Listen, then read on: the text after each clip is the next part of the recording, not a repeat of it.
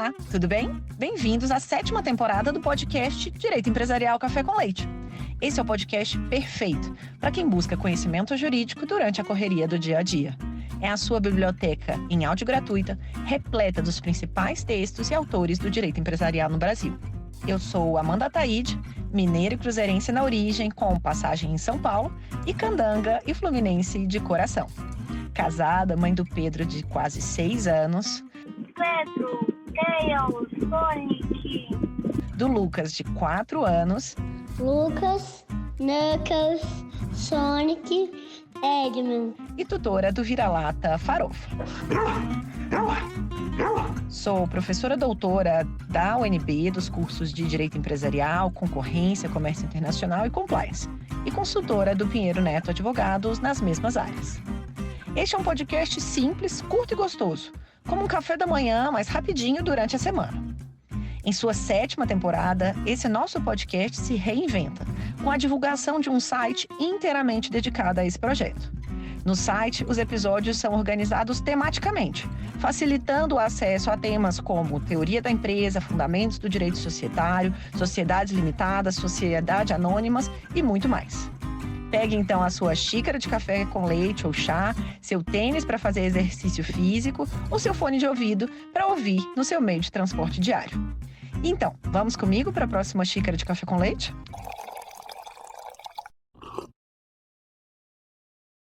A nossa xícara de café com leite de Direito Empresarial de hoje vai tratar da tese de doutorado da Rita Rebelo Pinho Dias, intitulada Novas Perspectivas de Gerenciamento Judiciário. E para isso a gente vai ter a alegria de contar com a participação da própria autora, a Rita, para comentar a sua tese de doutorado. A Rita é doutora em Direito Processual Civil e graduada em Direito pela mesma faculdade, a Faculdade de Direito da USP. É juíza de Direito da 3ª Vara de Falências e Recuperação Judicial da capital, no TJ São Paulo. Rita, é uma alegria enorme te receber aqui no podcast para te ouvir apresentar, de um modo simples, curto e gostoso, o tema da especialização das varas no judiciário e as novas perspectivas do gerenciamento judiciário que você tratou na sua tese de doutorado. Bom dia, Amanda, e a todos que estão ouvindo esse podcast. É um prazer enorme compartilhar com vocês.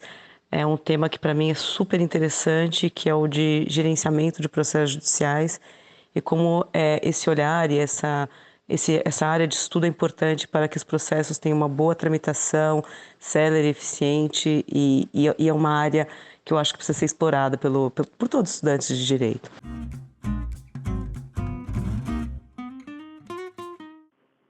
Rita, então começa contando para a gente, de uma maneira já tradicional do nosso podcast, qual que foi a sua motivação para escrever sobre esse tema, que explora o direito empresarial e a questão da organização do Poder Judiciário.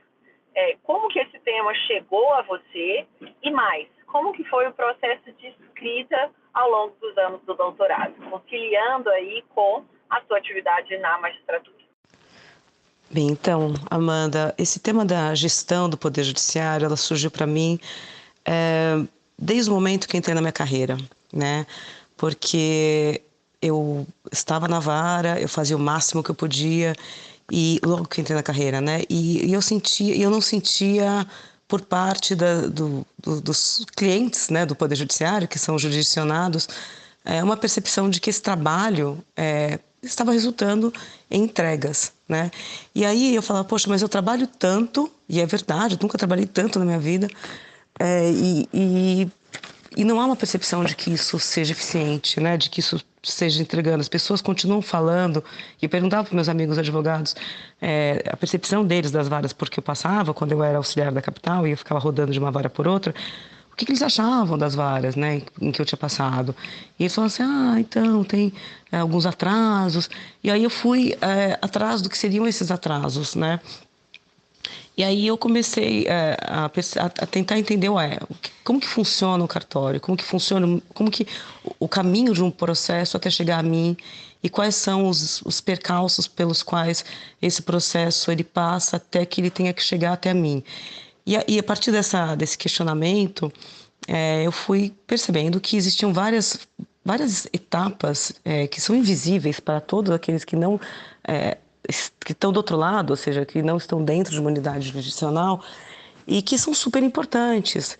E aí eu começava a ler vários textos de processo falando sobre o princípio da duração razoável do processo. Isso para mim era tudo muito jurídico, muito teórico, mas minha dúvida era como fazer isso virar uma realidade, né? Nós temos o Código de Processo, que ele traz vários princípios, mas como transformar um princípio numa realidade, né? Então, era uma coisa que sempre me incomodava, porque eu sempre quis trabalhar direito, então perceber que todo o meu esforço não se revertia em resultado para as pessoas era uma coisa muito frustrante. E aí, então, eu comecei esse processo de olhar para a minha unidade, tentar identificar. Daí eu falei, poxa, existem processos de trabalho, né? Existe a organização do cartório, né?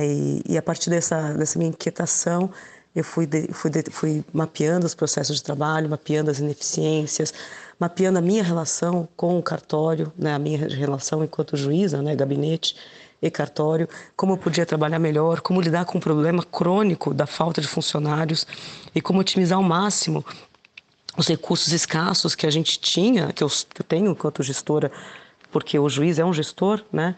Enquanto gestor, como gerir melhor os recursos que eu tenho, seja os recursos humanos, seja os recursos tecnológicos, e como gerir os processos de trabalho, né? Como evitar ineficiências, como fazer com que o meu despacho seja mais útil para o processo, evitando que ele fique indo e voltando, porque ir e voltar, né? Digo ir e voltar, ir para o cartório, publicar, decorrer prazo, todos esses, cada vez que eu mando um processo para o cartório, eu estou impondo ao cartório processos de trabalho, né? Então eu estou impondo que eles trabalhem naquele processo. Então a minha percepção foi, eu tenho que otimizar, já que eu tenho recursos escassos, poucas pessoas, eu preciso otimizar ao máximo este momento em que o processo vem para mim, para que todas as questões que sejam decididas, para que ele fique bem encaminhado.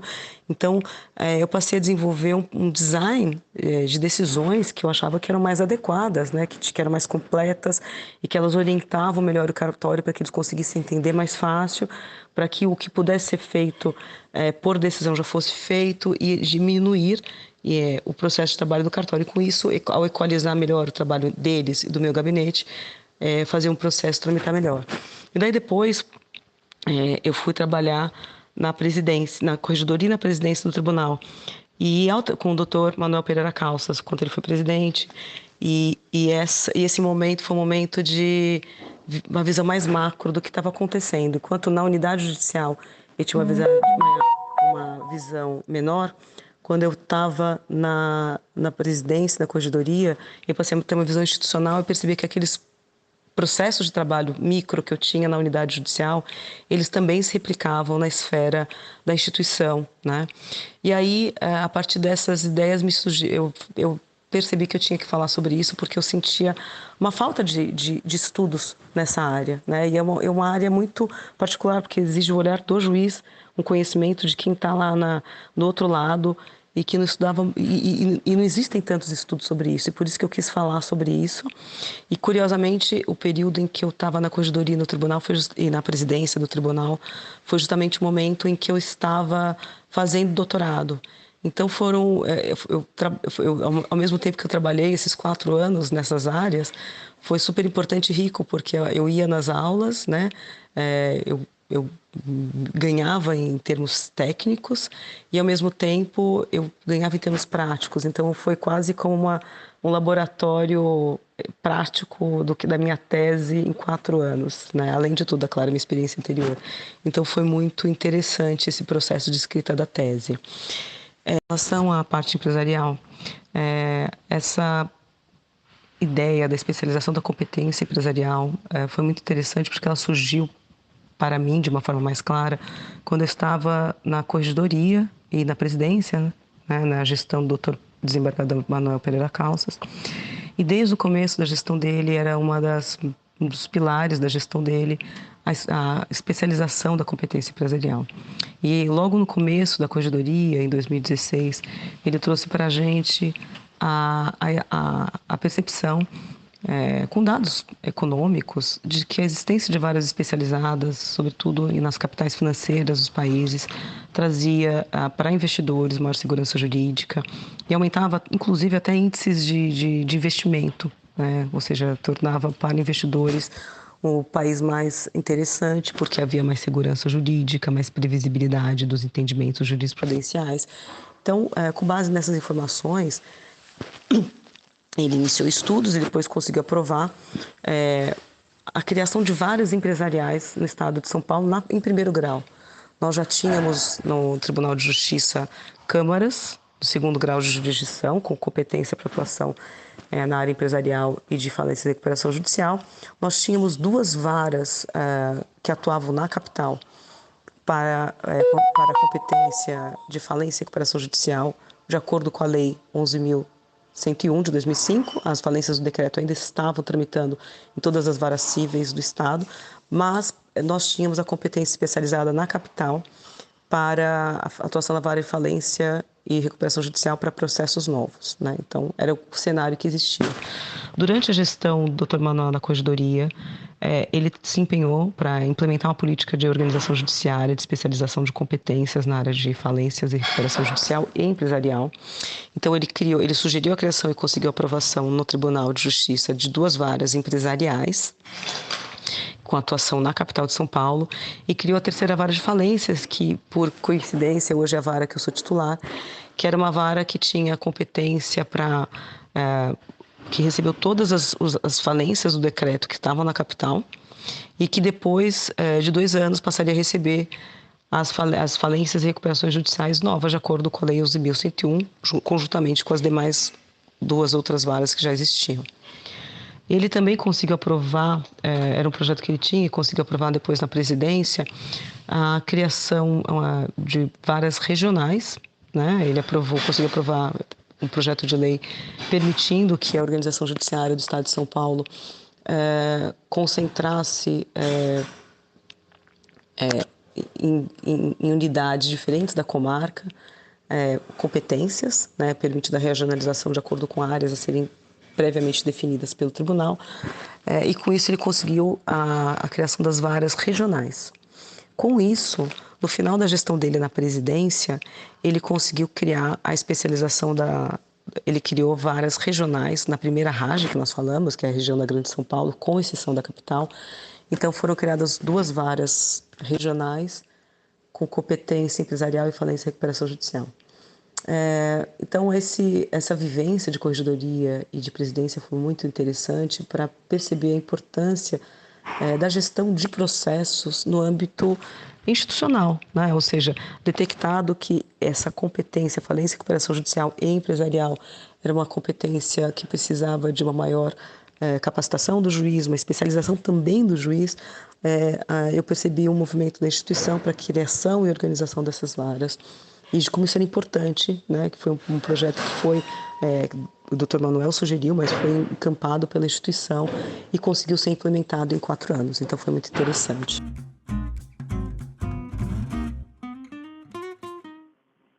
Rita, uma primeira pergunta sobre um dos pontos que você trata na sua tese, que é da especialização das varas no Poder Judiciário. Conta para a gente um pouco dos argumentos, né, pró e contra a especialização das varas empresariais no Poder Judiciário, e qual que é a sua opinião sobre o resultado que essa especialização já tem alcançado, né, já tem entregado para o ambiente jurídico brasileiro? Oi, Amanda, eu vou responder por etapas, tá bom? Antes da gente adentrar na questão da especialização, eu acho que a gente pode, na área empresarial, acho que a gente pode dar um passo para trás, que é falar da especialização em si. A especialização não é nova, né? Por exemplo, e ela varia de acordo com o movimento judiciário. Por exemplo, em cidades muito pequenas do estado de São Paulo, em que o movimento judiciário é pequeno, nós não temos varas especializadas, nós temos varas cumulativas, varas que atuam na competência civil, na vara empresarial, na vara na competência na fase de falência, na competência de fazenda, na competência de família, violência doméstica, infância, juventude, júri. Então, na verdade, criminal, cível. Então, nós temos várias competências com um único juiz. E ele consegue, mesmo com todas essas competências, organizar as equipes de trabalho dele de uma forma adequada, porque o movimento judiciário não é tão grande, então ele consegue se dedicar ele consegue organizar as equipes do cartório de modo que eles cumpram de forma satisfatória as necessidades de cada um desses processos. Cada um desses processos tem uma lógica própria, cada um desses processos exigem dos servidores que atuam em cartório um tipo de atuação que, em cidades pequenas, com pouca movimentação judiciária, é possível de se organizar. Agora, na medida em que as varas vão ficando mais, as cidades vão crescendo, tendo mais habitantes e, portanto, mais movimento judiciário, é muito difícil conseguir organizar os poucos recursos escassos que o Poder Judiciário tem de servidores em competências cumulativas, né? Na medida em que as cidades vão crescendo e você tem um número limitado de servidores, o que se mostra mais eficiente, considerando as necessidades do processo, é justamente organizar equipes que vão trabalhar de forma focada em uma única competência. Então, por exemplo, pega-se uma equipe para trabalhar só na competência civil, eles vão saber todo o fluxo do processo civil, de acordo com o CPC, eles vão saber exatamente o que cada uma das pessoas vai fazer, e aquela pessoa vai fazer volume sobre aquele assunto. Então, se aquele servidor tivesse que parar, fazer uma parte de acordo com o CPC, entrar na lógica do CPP, que é do Código de Processo Penal, entrar na lógica da violência doméstica, entrar na lógica da fazenda pública, na verdade, você teria vários processos truncados de trabalho, porque ele iria toda hora estar iniciando um processo diferente e atendendo às necessidades desse processo, fazendo a parte de cartório desse trabalho de uma forma diferente, e isso geraria eficiência, porque ele toda hora teria que parar e recomeçar de acordo com o novo fluxo de trabalho. Então é natural, e a gente vê isso ao longo de todas as cidades do estado de São Paulo, com muita facilidade, cidades pequenas, nós temos várias cumulativas, e à medida que as cidades vão crescendo, vai se sentindo a necessidade de especializar em competências tradicionais, como competência civil, criminal, família, etc. Por quê? Porque isso permite organizar melhor os recursos humanos que nós temos disponíveis na comarca. Se tivéssemos talvez muitos servidores, talvez fosse possível termos várias cumulativas. Mas a verdade é que, como nós temos um número escasso de servidores, a especialização permite que se trabalhe com menos pessoas, né? Que a gente consiga enfrentar a realidade fática da carência de recursos e enfrentar com esses recursos escassos a demanda que nós temos por trabalho de uma forma mais eficiente, né? E aí, quando a gente chega na capital, nós temos não só várias competências, mas vários fóruns, e inclusive o movimento judiciário da cidade de São Paulo é tão grande que se sentiu a necessidade, inclusive, depois de um certo tempo, de especializar inclusive as competências de falência e recuperação judicial, inicialmente, e depois de empresarial no primeiro grau de jurisdição. E por que isso? Essas competências, antes, elas estavam em varas cíveis, né? A competência de falência sempre esteve no Fórum João Mendes, que é o fórum central, né? Todas as falências da capital tramitavam no João Mendes. E o que se notou é que esses processos eram processos que demandavam mais o cartório. E o cartório, que tinha que lidar com matérias cíveis e essa competência, eles tinham mais dificuldade, porque é isso que eu falei antes.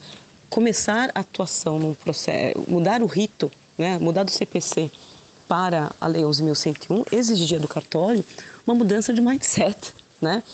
Exigia do cartório uma organização muito específica. Varas cíveis não precisam, no seu dia a dia, se dedicar tanto aos cumprimentos que a gente fala, ou seja, expedir mandados, fazer intimações, expedir editais. Isso é muito mais típico de uma vara de falência. A vara de falência precisa muito disso, né? Então, o trabalho dos servidores que atuam na competência falência é muito diferente do trabalho daqueles servidores que trabalham numa vara cível, né?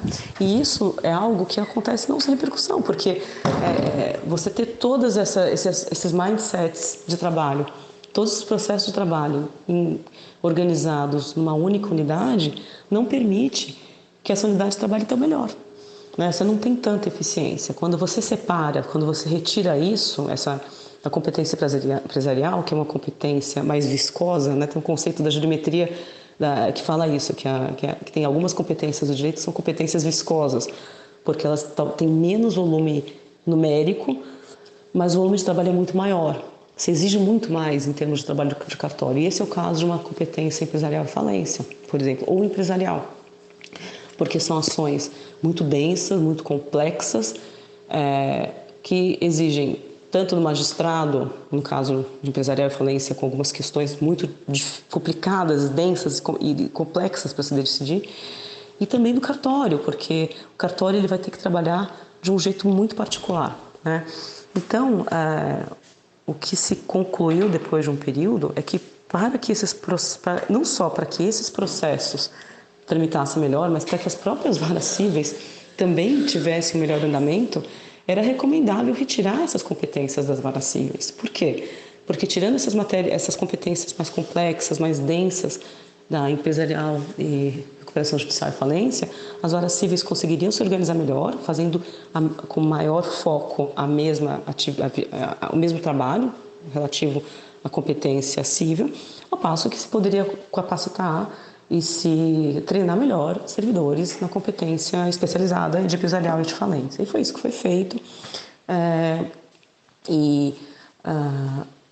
O que se espera com competência especializada é maior capacitação de servidores, de magistrados, né? O fato de o magistrado que tem que trabalhar em 5 competências, por exemplo, ele vai ter que se dedicar a todas elas. Agora, o magistrado que se dedica só à competência de falência e recuperação judicial ou de empresarial, ele com certeza vai se aprofundar muito nas questões que surgem, nas questões complexas que são inerentes a essa matéria. Então, a capacitação do magistrado acaba sendo muito eficiente no caso da vara de falência e recuperação judicial, e isso contribui muito para uma tramitação qualitativa do processo.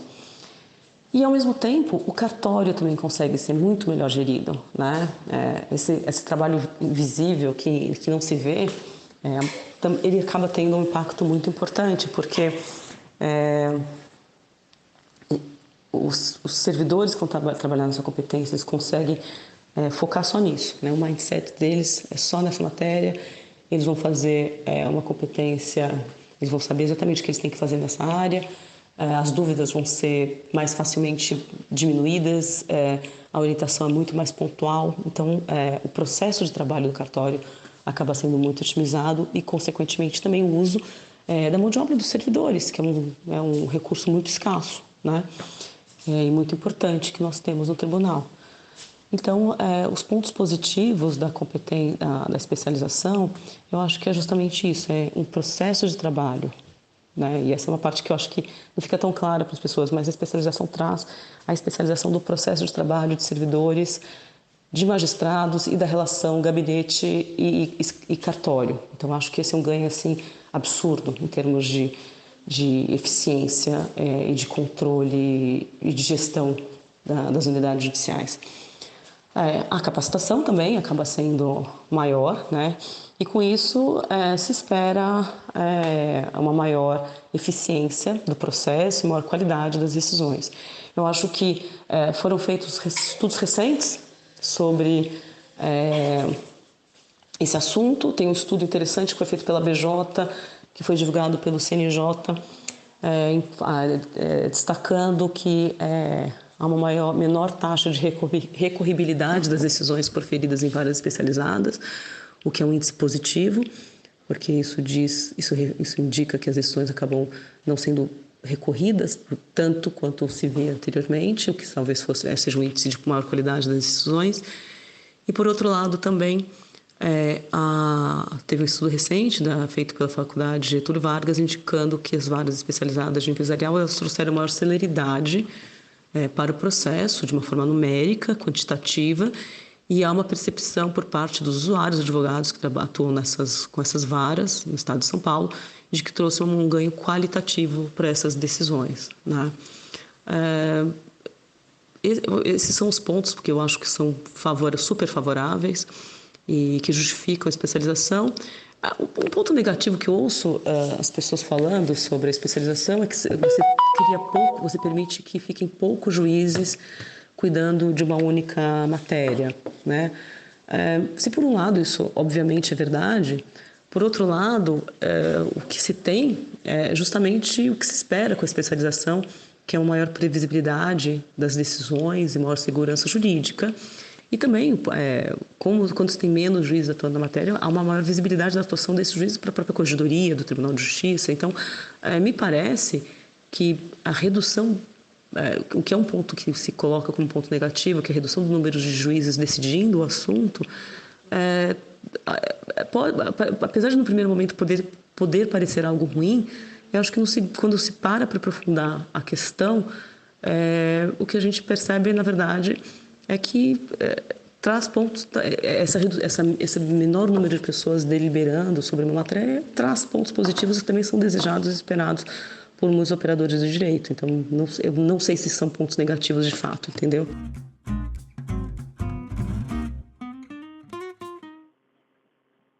E avançando, você fala de fatores exógenos existentes para a gestão de processos judiciais. Como que esses fatores exógenos podem ser endereçados por meio da criação das varas especializadas que a gente comentou anteriormente? Eu sei que você avança também nesse ponto no seu doutorado. Oi, Amanda. Bem, na minha tese eu trouxe alguns conceitos que para mim eram importantes. Então eu consegui identificar 3 dimensões que podiam ser alvo de atuação da gestão. E são as dimensões do processo, da unidade judicial e da instituição. E em cada uma dessas instituições a gente consegue identificar normas processuais, de gestão e organização dessas dimensões, e normas exógenas, aliás, e aspectos exógenos. E o que eu queria falar era justamente dos aspectos exógenos, né? Então, por exemplo, na dimensão do processo, em que é uma dimensão muito jurídica, porque você tem o juiz, você tem os advogados, nós temos normas processuais, normas constitucionais de organização do processo, de garantias constitucionais muito importantes. Então, essa é uma dimensão mais... É uma dimensão em que a gestão do processo também é uma gestão... processual, né? Eu trago muito a ideia do case management, mas mesmo assim existem alguns fatores exógenos. Por exemplo, a forma de organização das decisões, como se colocar, como sanear um processo por meio de uma decisão, tornando a tramitação do processo muito eficiente. No caso de uma vara especializada, eu sou juíza de falência, por exemplo, a gestão do processo por meio de fatores exógenos, e nesse sentido seriam fatores de design de decisão, são muito claros. Então, toda decisão que eu faço quando vem um processo para minha conclusão na vara de falência e recuperação judicial, é uma decisão que saneia o processo inteiro, e eu tenho uma preocupação muito grande, não só de abordar todos os pontos, mas deixar todos os pontos encaminhados, e também orientar muito claramente para o meu cartório em itens o que eles têm que fazer. E, inclusive, até uso o grifo e negrito, o que eles têm que cumprir, o que é importante na minha decisão, a conclusão da minha decisão, como são decisões muito longas, eu negrito, e o que é para o cartório cumprir o grifo, porque assim fica visual. Então, eles batem na minha decisão, eles têm números, eles têm o grifo, e aí eles conseguem se orientar, quando eles forem cumprir minha decisão, do que eles têm que fazer. Fica muito mais ágil para eles, né? Então, esse é só um exemplo de um fator exógeno ao processo, porque isso não é processual, isso é uma questão de organização da minha decisão, que não é nada demais, mas é algo que impacta muito na forma no ganho de eficiência da minha relação com o cartório e, consequentemente, no andamento do processo, né? Com relação à organização do cartório, a especialização em si, no meu modo de ver, é um fator exógeno, né? E eu falo isso na minha tese, porque ela identifica que há uma necessidade específica de atuação de servidores e magistrados, e ela retira essa necessidade específica das varas comuns e coloca em varas específicas, e essa retirada permite não só, e ela tem um efeito duplo, porque ela permite não só que a vara da qual essa competência foi retirada consiga trabalhar melhor, porque foi retirada dela uma competência densa, complexa e viscosa, como permite também que a vara nova, com essa competência, consiga trabalhar melhor com os seus recursos escassos, né? Nós sabemos que todos os recursos do Estado são escassos, nós temos um número limitado de servidores, então nós temos um número limitado de juízes, então fazer com que essa estrutura de pessoas trabalhe da forma mais eficiente com certeza reverte de forma favorável e benéfica para todos os processos. E a especialização é uma forma de permitir que, ao retirar do juiz que ele se foque em outras áreas que não seja aquela de empresarial falência, ele consiga focar, atuar de uma forma mais aprofundada e densa, com maior celeridade, maior agilidade, não só o juiz, claro, mas também a vara especializada, né? Ou seja, a organização dos processos de trabalho fica mais, por serem menos complexos, né? Na verdade, já que a gente só tem uma competência, o juiz só tem que pensar numa única organização de trabalho, ele consegue focar melhor, e o cartório também. Então, é uma regra de organização de trabalhos e de otimização de recursos escassos que impacta muito, permite uma melhor organização e, a partir disso, melhor tramitação dos processos. Num contexto em que isso está jogado numa vara com várias competências, a desorganização impede que você use de uma forma mais otimizada os recursos humanos que a gente tem, que são escassos. Então, isso é um ponto super positivo. E outro aspecto, outro fator exógeno que eu trouxe na minha tese, que pode contribuir muito para o processo na dimensão institucional, para falar das dimensões, e que tem a ver com a competência especializada, é o uso da tecnologia, né? A partir do momento que nós temos um fluxo de processo digital específico, desenhado numa plataforma, ele consegue detectar melhor os gargalos, detectar melhor os pontos de aprimoramento, e isso consegue fazer com que a gente use a ferramenta tecnológica de uma forma mais assertiva com relação às necessidades daquela competência. Então, esses são os exemplos de como os fatores exógenos, e por isso que eu quis falar sobre os fatores exógenos, porque visualizar esses aspectos, o impacto que isso tem para o processo, para mim era muito importante, porque são fatores que são meio invisíveis para muitas pessoas, né?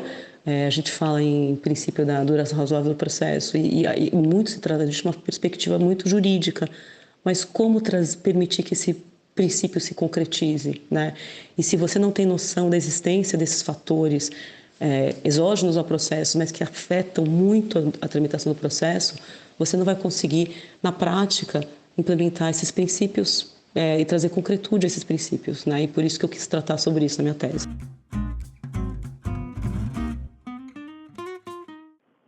E especificamente sobre o sistema de insolvência nacional.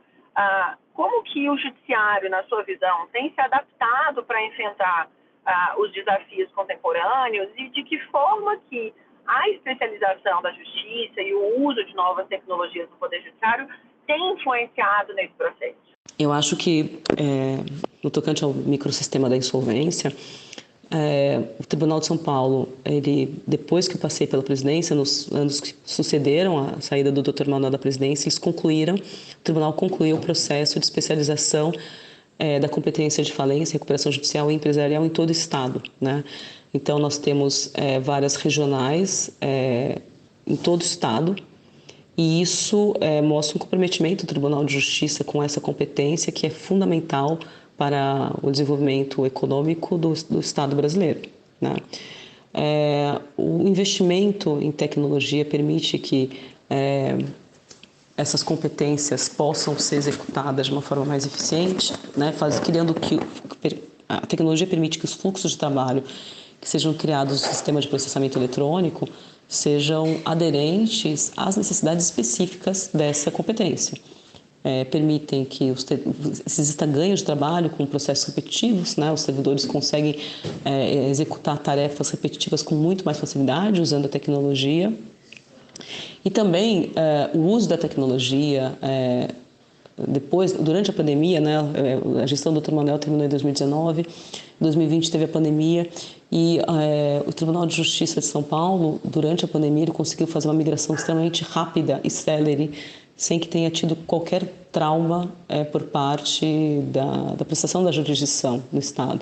Muito embora os prédios tenham se fechado por muitos períodos, né, por longos períodos, por conta das necessidades da pandemia, os processos foram tocados, as audiências foram realizadas, despachos foram marcados, e tudo por conta do uso da tecnologia. O Tribunal de Justiça estava preparado para esse momento, né? Tanto que o fechamento dos prédios não importou na interrupção da jurisdição. E mesmo a minha vara, que era uma vara que foi criada com acervo de todas as varas, todas as falências que tramitavam de acordo com o decreto de 45 eram processos físicos, né? E mesmo por conta disso, mesmo no momento da pandemia, o tribunal autorizou que esses processos, que se pudesse entrar no prédio para que esses processos fossem retirados, digitalizados.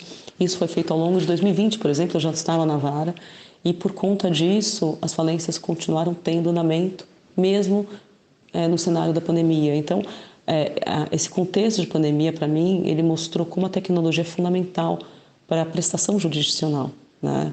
Mesmo com todas as dificuldades que nós passamos, nós estávamos passando, as incertezas daquele momento, os processos continuaram tramitando, os prazos foram decorridos, sentenças e decisões foram proferidas e não houve nenhuma sensação por parte da sociedade brasileira da interrupção da prestação de serviços jurisdicionais. Então, o Poder Judiciário ele continuou prestando jurisdição, continuou prestando serviço público de relevantíssima importância, sobretudo naquele momento excepcional e crítico que a gente passava. Então, para mim, esse momento da pandemia foi um momento em que a gente não só percebeu como a tecnologia é importante, necessária e uma importante ferramenta de apoio para a prestação jurisdicional, como também demonstrou que o uso adequado de tecnologias ela é super favorável. Em várias práticas que a gente teve durante a pandemia, elas foram incorporadas. Mudou a forma da gente trabalhar. Nós continuamos com espaços virtuais, nós continuamos com o balcão virtual, nós continuamos com audiências virtuais, com ganho de celeridade, com ganho de redução de gastos que nós temos com perdas de tempo de movimentação na cidade. Então, a tecnologia, para mim, ela é fundamental e além de permitir a continuidade da prestação jurisdicional em qualquer circunstância, a pandemia foi um exemplo perfeito disso, ela é uma ferramenta fundamental para que a gente consiga lidar com o aumento de volumes que nós temos, né? E o aumento da movimentação judiciária anual é muito grande. Enquanto o Dr. Manuel estava na presidência, foram 4,5 milhões de ações distribuídas no ano. O ano passado, se não me engano, foram 5,5 milhões de ações distribuídas no ano, só no Tribunal de Justiça de São Paulo. Então, só a tecnologia vai conseguir permitir com que o nosso número escasso de servidores e magistrados consigam dar vazão com qualidade e com celeridade a esse volume absurdo de processos que nós temos. Então, a tecnologia, para mim, é fundamental.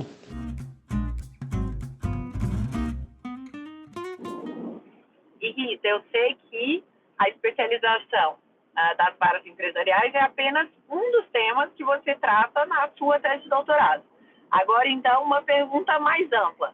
Conta quais foram, então, os outros achados, os principais outros achados, qual que foi a sua tese, a sua proposta de contribuição original para o direito brasileiro. Apresenta aí para a gente um pouco mais das suas reflexões, das suas conclusões. Eu acabei respondendo isso, de certa forma, ao longo de todas as minhas falas, né? Então, eu vou tentar não ser muito repetitiva. Concluindo minha tese de doutorado, eu cheguei à conclusão que talvez eu devesse ter feito engenharia de produção, porque pensar, né, em como organizar recursos escassos que existem, e no caso do serviço público brasileiro, a estrutura funcional ela é escassa, considerando a demanda que nós temos por trabalho, né? E aí eu vou falar só no Poder Judiciário, porque é o que eu tenho mais conhecimento. Enquanto no Brasil nós temos duas ações uma ação para cada 2 habitantes, na Alemanha nós temos 100 ações uma ação para cada 100 habitantes. Então, o volume que nós temos por prestação jurisdicional no Brasil é enorme e entender a estrutura que existe sobre a qual esses processos jurídicos vão ser desenvolvidos, para mim é fundamental, né? Eu não consigo pensar em nenhuma mudança legislativa de regra processual sem entender primeiro por trás qual é a estrutura que nós temos para dar suporte a essas normas processuais e se essa estrutura está corretamente adequada, né? Se há alguma coisa que a gente possa fazer antes na estrutura, antes de pensar numa mudança de legislação, que é algo super impactante, exige muita mudança de todos os operadores do direito, né? Então, trazer o olhar para essa questão da gestão desses fatores exógenos que impactam e muito no andamento do processo, era algo que eu queria falar no começo do meu trabalho e que eu fiquei muito contente ao final da minha tese de conseguir expor, né? Então, ao longo da minha tese eu recolhi vários exemplos práticos e dados empíricos que mostram o impacto dessas ferramentas exógenas na duração, no atendimento do princípio funcional da duração do processo. Então, é um dado super interessante que eu trouxe no meu modo de ver, que eu analisei no Tribunal de Justiça o ganho de produtividade com a implementação do processo eletrônico e o ganho de produtividade após a implantação do CPC de 2016, né? E o ganho que a gente tem de produtividade com a tecnologia, com o uso de uma ferramenta tecnológica, não tem comparação com os impactos que foram trazidos pelo Código de Processo Civil, né? A mudança do meio de estruturação dessas ações, dessas legislações, que deixou de ser o papel, que é uma forma artesanal de trabalho, que demanda um grande número de pessoas, e a mudança dessa plataforma de papel para uma plataforma virtual trouxe ganhos incomensuráveis, né? A plataforma virtual permite que os servidores trabalhem muito mais celeridade e tarefas repetitivas, como, por exemplo, que ninguém vê, mas que demoravam um tempão, como furar as folhas do processo, encartar e numerar, deixaram de ser feitas. Antes, quando eu comecei a ser juíza, em 2007, existiam algumas iniciais que eram tão grandes, que eram 3 volumes de processos físicos, ou seja, umas 600 páginas ou mais, às vezes. Elas demoravam uns 3 dias para serem encartadas e daí mandadas à conclusão. Por quê? Porque tinha, às vezes, que furar, de acordo com o padrão do processo, porque elas eram furadas, mas não o padrão do processo. Então, para que ficasse tudo direitinho, elas tinham que ser furadas e numeradas. E só esse trabalho, que é um trabalho repetitivo e não nada jurídico e nada complexo, tomava um tempo absurdo no cartório, né?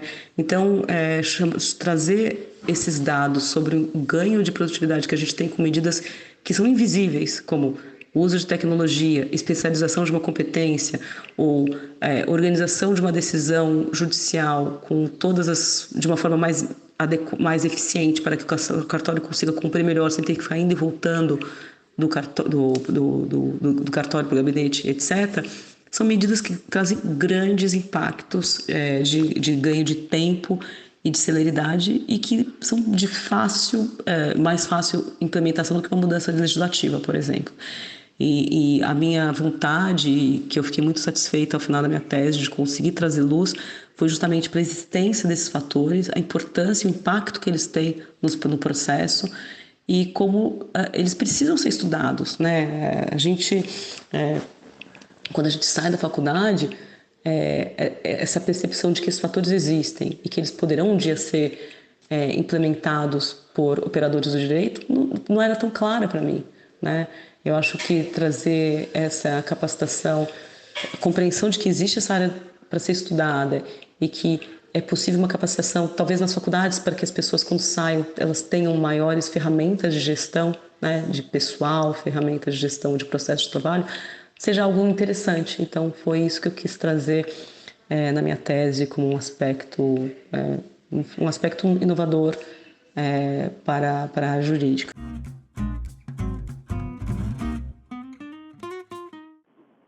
E agora, para a gente encerrar uma pergunta dessa 7ª temporada, conta para a gente qual livro ou quais livros de literatura que mais te marcaram ao longo da sua trajetória. Conta por que eles te tocaram, conta para a gente um pouquinho do livro, para dar esse gostinho aqui para os nossos ouvintes. Então, agora para terminar, né? Eu adoro ler, eu sou uma leitora voraz. E eu gosto de leituras ficcionais, mas eu prefiro muito mais leituras não ficcionais. Então, eu gosto de livros de geopolítica, sobre contextos geopolíticos, sobre história. Eu gosto de ler muito livros de personalidades, né? E um autor que eu tenho gostado muito de ler recentemente é o Franz Levon. Ele é um primatologista holandês que agora está nos Estados Unidos e ele pesquisa a sociedade de grandes primatas. E ele faz muitas comparações muito interessantes sobre a sociedade humana e de outros primatas, como bonobos ou chimpanzés. E aí ele tem uns temas interessantíssimos, né? Então, o que ele fala em síntese é que as ciências humanas se apropriaram, né, da organização social humana, e ele acha que isso tem que ser trazido também de uma perspectiva biológica, né? Então ele tem um livro super interessante que ele fala sobre conceitos filosóficos, e ele traz a visão dele como primatologista sobre uma concepção biológica, evolucionista. Então ele trata do conceito de organização social, e ele mostra como esse conceito de organização social é um conceito que ele tem uma origem evolutiva, e que vários aspectos dessa organização social, como a proximidade, afeto, justiça, são valores que foram construídos ao longo de milênios de evolução. E ele traz assim um experimento que ele fez com macacos pregos, em que ele detecta em macacos pregos o sentimento de justiça e a reação desses primatas, no caso dos macacos, mas ele notou isso também em chimpanzés, e a reação desses seres a injustiças, como que eles em grupo reagem. Ele aplicou o dilema dos prisioneiros e o jogo do ditador para esses macacos, e o engraçado de tudo isso é que a reação desses macacos é muito parecida com as nossas, né? Então ele traz muitas reflexões interessantes e ele discute justamente isso, até que ponto esses valores não são uma evolução da nossa sociedade, da nossa evolução enquanto espécie, enquanto seres que se organizam, que optaram evolutivamente por se organizar e sobreviver de uma forma social. Então, eu acho super interessante. Ele discute política, religião. Tem um livro que ele fala dos chimpanzés, política dos chimpanzés. Tem um livro que ele fala sobre as emoções e como as emoções são construídas na nossa sociedade dos primatas, de vários seres. Enfim, tem um livro chamado Eu, Primata, super interessante, que ele discute poder, dominação, organização social na sociedade dos primatas, dos humanos, dos bonobos e dos chimpanzés. Então é um livro super interessante, são vários livros muito interessantes e que eu recomendo muito. E por fim, um livro que marcou muito é a biografia do Churchill, né? Eu achei ele é uma personalidade que acho que a gente deve muito ao mundo que a gente tem hoje a ele, um mundo democrático, livre, que nós temos ao que ele aguentou durante a Segunda Guerra Mundial, e ele traz várias lições como estadista, como homem de Estado, da importância de ser resiliente, de ser firme, de acreditar nos ideais deles, mesmo quando todas as situações e circunstâncias talvez indicassem por uma solução mais fácil. Eu acho que ele tomou as decisões necessárias em um momento difícil e ele foi firme. Então, eu achei uma leitura inspiradora e gostei muito.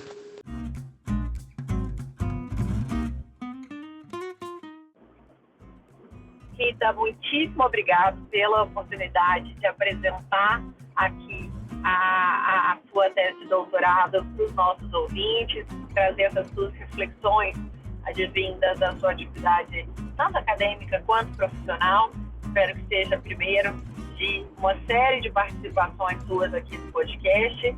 A casa está sempre aberta para você. Um abraço grande e até a próxima.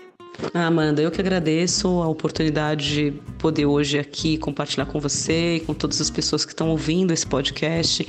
A minha tese é um tema que faz meus olhos brilharem, eu acho super interessante. É um tema de constante reflexão, constante implementação e constante revisão. Então, continuo hoje aplicando todos esses conceitos no meu dia a dia e fico feliz de poder compartilhar com todos. Muito obrigada.